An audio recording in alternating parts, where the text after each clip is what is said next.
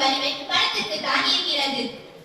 என்னதான் நல்லாசிரியர் விருது வாங்கி இருந்தாலும் கல்லால காசு இருந்தாதானே காலத்தை தள்ள முடியும். இப்படி வச்சுக்கோங்க நடுவர் அவர்களே, சம்பளம் வரும் என்பதற்காகவே அந்த வேலைக்கு சரியா போனாராம். ஒரு நாள் நம்ம சம்பளத்துக்கு ஒரு தொல்காப்பிய புத்தகம், ஒரு திருக்குறள் புத்தகம், ஒரு எட்டு தொகை புத்தகம், அதிலேயே ஒரு கலித்தொகை தவிர வேற எந்த தொகையும் தரமாட்டோம் என்று சொன்னால் தொகையை விட்டு கலந்திருப்பாரு. சரிதானே? உங்களுக்கு எத்தனை உறவு இருந்தாலும் விருதுகள் வாங்கி இருந்தாலும் ஒவ்வொரு நாளும் காலை எழுந்தவுடன் உங்கள் வங்கி கணக்கில் மிகப்பெரிய தொகை இருக்கிறது என்றால் அதை விட நிம்மதி வேறு எந்த படிப்பும் உறவும் தராது. கலந்து கொண்டு லாபத்தை அனுபவிக்க வேண்டும் என்று கூறி விடைபெறுகிறேன். நன்றி, வணக்கம்.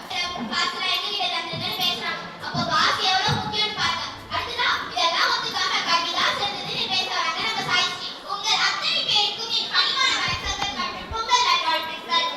இத பேசிய மாமா மிக அற்புதமாக பேசினாங்க. கால வழியில நிப்பாட்டி செக் பண்றாங்க. என்னன்னு பார்த்தா இந்த பணத்தால் தான் இந்த தேசத்தை ஆண்டுவிட முடியும்ன்றாங்க. எப்படிங்க? எதுக்கு செக் பண்றாங்க? யாரும் இந்த பணத்தால் இந்த நாட்டை ஆண்டுவிட கூடாது என்பதற்காக தானே செக் பண்றாங்க. செல்வம் தான் ஒரு மனிதனை உயர்த்தும் என்றால் எதுக்குங்க பெற்றோர்கள் கல்விக்கு அதிக பணம் செலவு பண்றாங்க? இல்ல நான் பக்கத்திலே கூடி வச்சு உட்கார்ந்துட்ட வேண்டியதுதானே? என் பாடுபட்டாலும் நம் பிள்ளைக்கு நல்ல கல்வியை கொடுத்து விட வேண்டும் என்று துடிக்கும் ஒவ்வொரு நடுவர் அவர்களை வணங்கி பொங்கல் நல்வாழ்த்துக்களையும் கூறிக்கொள்கிறேன். எனக்கு முன்னாடி பேசுறவங்க கற்பனை ஒரு தேவாரம் போல நான் கஞ்சி குடிக்கிறதுக்கு என்ன வழின்னு சொல்ல வந்திருக்கேன். நடுவரே, இது தனி மனிதனுடைய புலம்பல்ல பல தலைமுறையோட கதை. இன்று முதல் பட்டதாரி வந்துட்டான்.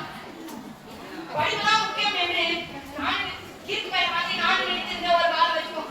எப்ப எங்க அப்பா அம்மா வந்து உன்னை நீ தான்ப்பா பார்த்துக்கணும்னு சொன்னாங்களோ அப்பதான் எங்க ஒழுங்குமே எனக்கு புரிய வந்துச்சு. கற்கை நன்றே பிச்சை புரியும் கற்கை நன்றே என்று நறுந்தொகையில அதிகமா பண்ணின்னு சொல்லும்போது புரியல. படிப்புக்காக பேங்க் வாசல் நிற்கும் போது நிறையா புரிஞ்சுது. யாசகமானியாலும் திருப்பி தர வேண்டியதில்லை. நாங்க நல்லா படிச்சு குடும்பம் சொல்லுவாங்க. இதே பிள்ளைகள் பணிகள் படிச்சு முடிச்சிடறாங்க. அடுத்து கல்லூரியில போய் சேர போறாங்க. மாமா இந்த படிப்பு படிக்கிறாங்க, சித்தப்பா இந்த படிப்பு படிக்கிறாங்க, வாத்தியா இருக்க மாட்டாங்க. சரி இதை படி அதை படின்னு சொல்றாங்களே, அதுக்கு ஒரு கருவியா தானே பயன்படுது. இங்க மாசம் இருந்துச்சுன்னா 20,000 40,000 60,000 அக்கௌண்ட்ல வந்து போட்டு ஒரு மெசேஜ் வந்து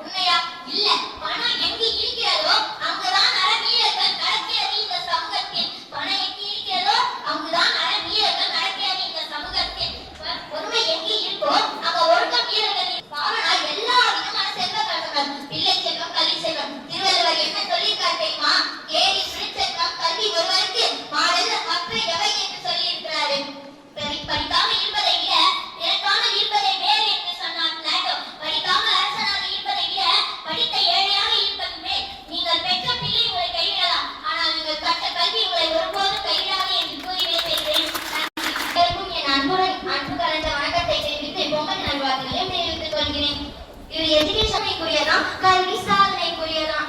நல்ல மணியில தீவித்தா நாமெல்லாம் வாங்கி சாப்பிடுவோமா? இல்ல இந்த புலவர் மாதிரி இருக்கிறவங்க வாங்கி சாப்பிடுவாங்களா? இது நல்லா இருக்காது தம்பி, வேற எங்கேயாவது போறாம சொல்லுவாங்களா மாட்டாங்களா? ஆனா பில்கேட்ஸ் எப்ப அவங்க போய் டீ சாப்பிட்டாரோ உலகம் ஃபுல்லா அந்த கடை ஃபேமஸ் ஆச்சு. அன்னைக்கே அந்த டீ விற்கிறவன் பணக்காரன் ஆயிட்டான். இப்ப சீட்டு பாக்கத்துல ஒரு பெரியவர் அந்த உள்ளூர்ல இருக்கிற எல்லா விருதுகளையும் வாங்கியிருக்காரு. அவரு அந்த ஸ்டேட்டத்தை உருவாக்கி தரதே இந்த பணம் தான். புலவர் சொன்னாரா, இந்த வாழ்க்கைக்கு பணம் தேவையில்லை, நாய்க்கு மட்டும் போதும்னு. அந்த புத்தகத்தில் இருக்கிற அனைத்து வரிகளும் அவருக்கே சொந்தமாகட்டும். எனவே வாழ்விற்கு செல்வம் மிகவும் அத்தியாவசியமானது. எனவே இந்நாளில் உங்களுக்கு செல்வமும் மகிழ்ச்சியும் சேர வேண்டும் என்று கூறி எனது உரையை முடிவு செய்து கொள்கிறேன். நன்றி.